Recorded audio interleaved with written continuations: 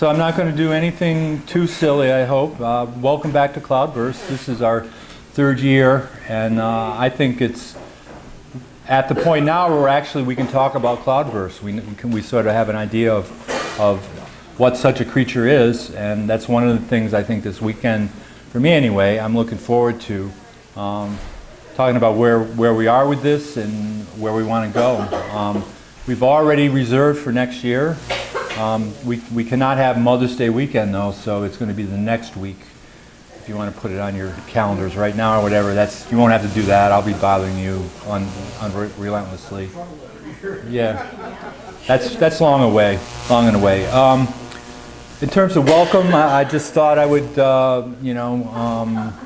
have a few remarks. People ask me what the purpose of Cloudburst is, and I'm not really like a purpose kind of person. So for me, it is more like getting the ingredients together. Bringing rich, interesting, healthy ingredients, people to one place, and then letting things proceed from there. We get to discover together what Cloudburst is. The other thing is people ask me if I'm happy with it, after it goes on for a while or whatever, and they say, Alan, are you happy with Cloudburst? And happy is the wrong word is what I say.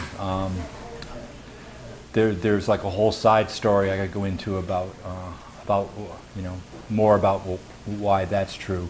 I won't take the happy pill in summary, but so what I say instead is it's interesting. Interesting is a stronger word for me. That I want Cloudburst to be an interesting time. Every year we try to have more open free time and less program time.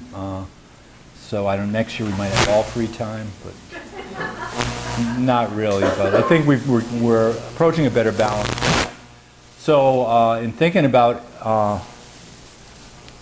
Cloudburst, a couple of like little myths and stories came to mind. One was stone soup, which is, if you know, it's where you don't have anything except a pot of water, and someone puts a stone in it and says, let's make soup, and then other people find more things to put in it, and next thing you know, you have a delicious dinner, kind of like tonight. And the other one was just the whole thing about Jesus and the basket of fish. What is it? What was it? Loaves and fish, which I scared myself one night because I figured out how the miracle is not really a miracle. And this is how it works. It's like, imagine if you went to a concert or something and there were like 100,000 people or 10,000 people going to the concert. You'd bring some food with you, you'd have like a picnic basket. You'd bring, your own 6-pack or whatever. So in that story about passing out the bread, the loaves and the fish, they only start off with a little bit. But what happens is everybody else contributes as it's being passed around. So it was all brought in there by the whole crowd. So when you get to the very end, wow, there's like 5 bushels full of food. Where did this come from? It's a miracle. So no transition that I can come up with for that. Wanted to tell the story. And so our first, tonight we have a panel and we have a number of poets doing individual work. And the first poet up is Ricky. Oh, and